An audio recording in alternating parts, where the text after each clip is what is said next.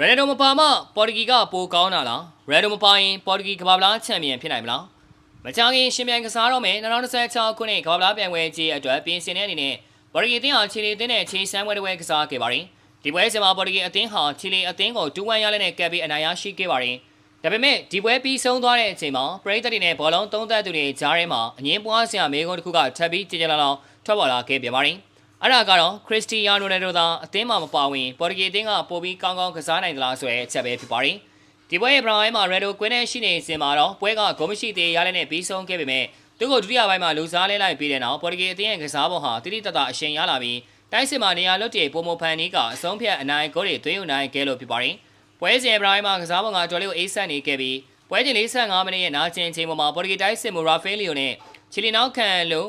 အီဗန်ရိုမန်တို့ကွင်းလယ်မှာစကားများရန်ဖြစ်ခဲ့ကြတဲ့အတွက်နှစ်ယောက်စလုံးဒိုင်းအနီကနေထုတ်ပယ်ခြင်းခံခဲ့ရပါတယ်။ဒီရန်ပွဲဟာချီလီရဲ့ညာနောက်ခံလို့ဖိလစ်ပီဖွန်တက်စ်နဲ့ပေါ်တူဂီရဲ့ဂျော့စ်အာကန်ဆယ်လိုတို့ဘောလုံးလို့ရကနေစတင်ခဲ့တာဖြစ်ပြီးကန်ဆယ်လိုကပြန်မဲ့ရဲ့တွန်းတိုင်းမှုကိုမကျင်တဲ့ရာကနေချင်းနေပို့ဆိုးသွားခဲ့တာဖြစ်ပါတယ်။အဲဒီချိန်မှာရယ်ဒိုကကွင်းနဲ့တိုင်လူကြီးလူကာဇူဖာလီကိုဝင်ရောက်ညီနိုင်ဖို့ဂျိုးစားခဲ့ပေမဲ့တိုင်လူကြီးရဲ့ဆုံးဖြတ်ချက်ကိုပြောင်းလဲနိုင်ခဲ့ပါဘူး။ဒုတိယပိုင်းစားမှာတော့နီးပြမာတီနက်စ်ဟာအသင်းရဲ့လူစင်းကိုကြီးကျယ်ပြောင်းလဲပစ်ခဲ့ပါတယ်။ရယ်ဒိုအပေါင်းဝင်ကစားသမား6ကိုကွင်းထဲကထုတ်ပြီးတော့ဂွန်ဆာလိုဂွီဒက်စ်ဘက်ထရိုနက်တိုစားတဲ့ကစားမတွေကိုစားထိုးထည့်သွင်းခဲ့ပါတယ်။ဒီပြောင်းလဲမှုကချင်းဆိုလိုလုံးဖြစ်ခဲ့ပြီးပွဲချိန်58မိနစ်မှာပဲရိုဘင်နေစ်ပတ်ရဲ့ကွင်းလယ်ကနေကွက်မြင်ဖန်တီးပေးဖို့မှုကနေတဆင့်ဂွီဒက်စ်ကပထမဦးဆောင်ကိုသွင်းယူပေးခဲ့ပါတယ်။အဲဒီနောက်ပေါ်တူဂီအသင်းဟာကွင်းလယ်ကိုပို့ပြီးတော့ဆွမိုးလာနိုင်ခဲ့ကပွဲချိန်84မိနစ်မှာတော့ဘရူနိုဖာနန်ဒက်ဖရန်စစ်ကိုကွန်စီဆောင်ရဲ့ဖန်တီးပေးမှုကနေတဆင့်ဝေးကန်ချက်နဲ့ဒုတိယဂိုးကိုလှလှပပသွင်းယူပေးခဲ့ပါတယ်။ပွဲပြီးကနေပွဲချိန်92မိနစ်ကြာမှာချီလီအသင်းရဲ့လူကတ်စီပီတာကပေါ်တူဂီနောက်တန်းရဲ့ပေးမှုအမှားကိုဖျက်ယူပြီးခြေပေါင်းကိုပြန်သွင်းနိုင်ခဲ့တာဖြစ်ပါတယ်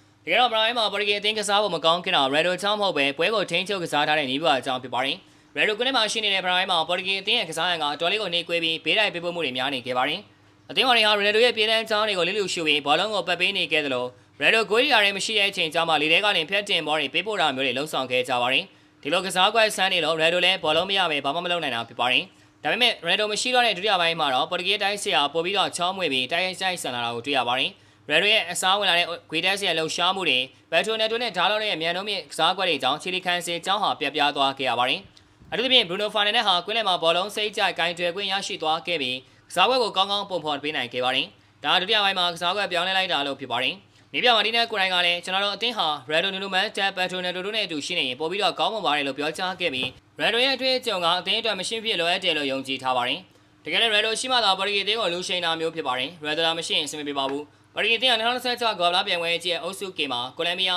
၊ဥဇဘက်ကစ္စတန်၊ကွန်ဂိုတို့နဲ့ကစားရမှာဖြစ်ပြီးဂျွန်လ19ရက်နေ့ကွန်ဂိုအသင်းနဲ့ဟူစတန်မြို့မှာဖွင့်ပွဲစဉ်စတင်ကစားမှာဖြစ်ပါတယ်။ပေါ်တူဂီအသင်းကလည်းတော့မှလည်း2024-25ဥရောပနေရှင်လိပြိုင်ပွဲမှာစပိန်အသင်းကိုပနတီနဲ့နိုင်ယူပြီးချန်ပီယံဖြစ်တာခဲ့တဲ့အတွက်အသင်းရဲ့ယုံကြည်မှုပိုင်းကတော့အမြင့်ဆုံးရောက်နေတာပါ။ရယ်ဒိုပိုင်ပေါ်တူဂီပိုကောင်းသလားဆိုတဲ့အချက်ပေါ်နောက်ဆုံးသုံးသပ်ရရင်တော့ရယ်ဒိုဟာပေါ်တူဂီအသင်းအတွက်ဝင်တော့ဝင်ဖို့မဟုတ်သလိုမရှိမဖြစ်အင်အားတစ်ခုဖြင့်ရှိနေတော့မယ်ဖြစ်ပါတယ်။